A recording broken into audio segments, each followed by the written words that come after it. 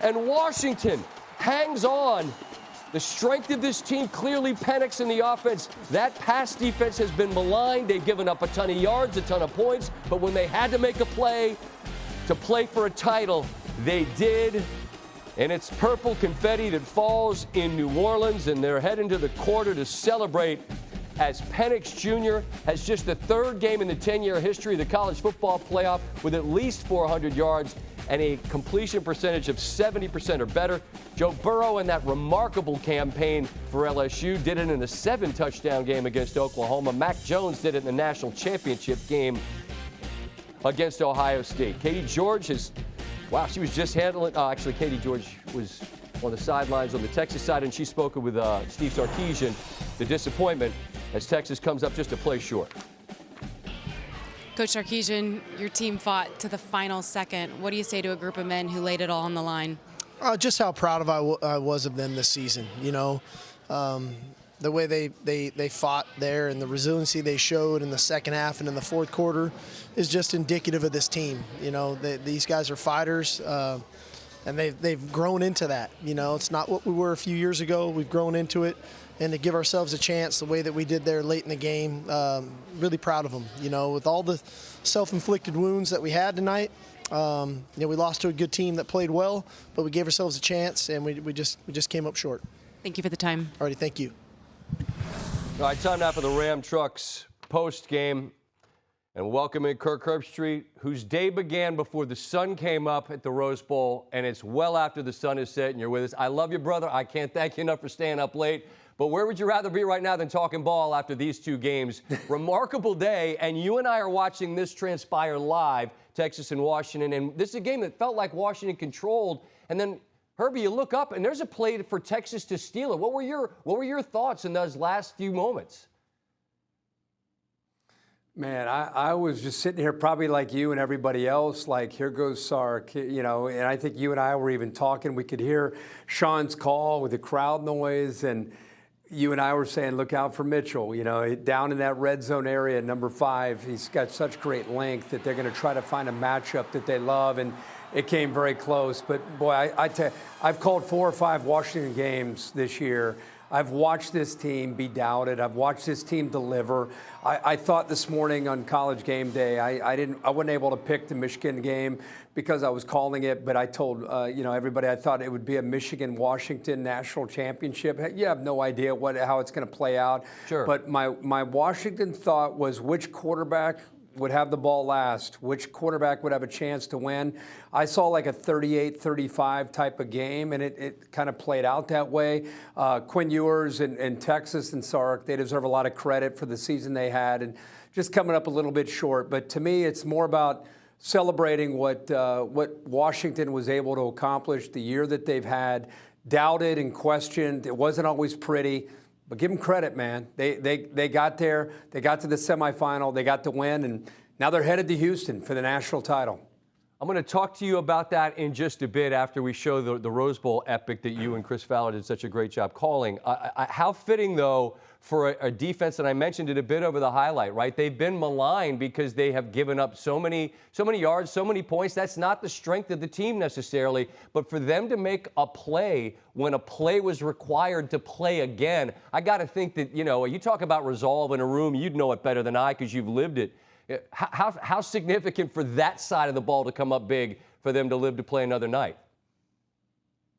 Yeah, it's a great point. And if you really have watched Washington, you know that they've had some significant injuries, especially in the back end of their defense. I mean, if you just look at the stats, you think, oh, boy, and I was even talking with some people who are in the college football world and thought, well, I'm going to give Texas an advantage in this game because of the line of scrimmage. And I said, just because I've been fortunate to be around Washington, be careful. This is a team that is now healthy. They got healthy on the back end. I think they're much more athletic and more physical than people think. And I think it is. I think you're dead on. I think it's very fitting. We know about Penix. We know about Adunze and Polk and McMillan and Dylan Johnson. But how fitting that the game came down. The season came down to the Washington defense having to make a play, and the boys did it, man. It's very fit. If you know that staff and you know that defense, it's pretty cool that side of the football had to make a play, and they did. Yeah, they'll play. It's Williams in motion. Low snap. Melrose Michigan makes a stand and comes up with a milestone playoff victory. That was a great call there from Chris Fowler as Michigan in overtime. A great late drive to tie. And that touchdown in overtime, and then the defense stands tall. You see that Michigan becomes the 4th team in Big Ten history to win 14 games, joining Ohio State in 2014, Ohio State in 2002, and the Gophers of Minnesota, Sky Yuma in 1903. I don't know a great deal about that team, to be honest about you. That one there.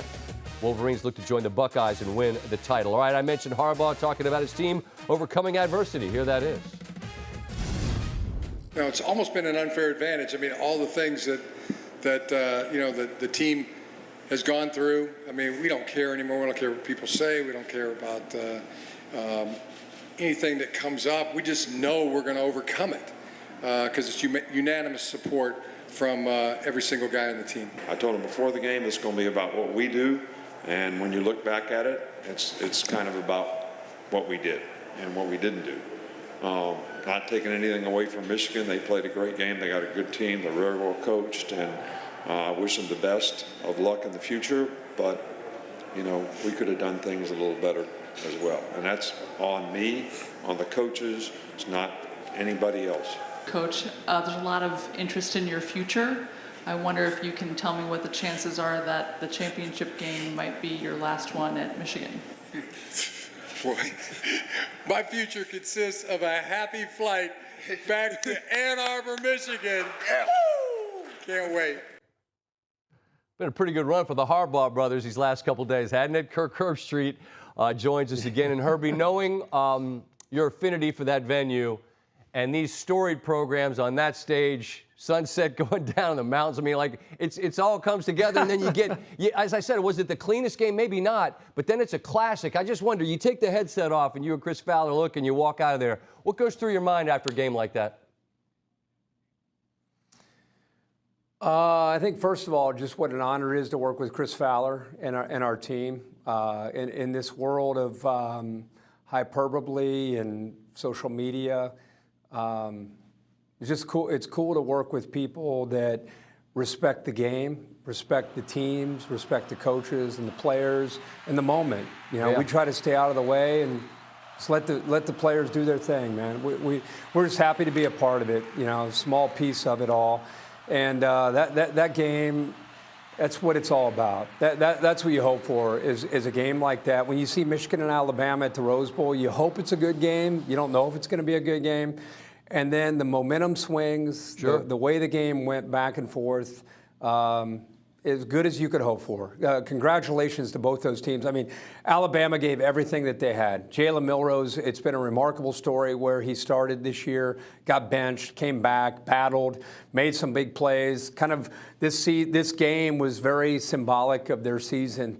It looked like Michigan was going to pull away. They came storming back in the second half, and then here came Michigan back. I mean, it was a game of momentum. It was college football, and you had the San Gabriel Mountains and the Rose Bowl setting. It's perfect. It was unbelievable, and congratulations to Michigan for a huge win. And now, you know, they keep saying one more. They got one more to go. So we'll see what happens in that big one in Houston next week. Let's talk about that one. If the Bama-Michigan game was in a phone booth where it was block, tackle, execute, it's a little bit more of a track meet in the Sugar Bowl. And you think about Michael Penix Jr.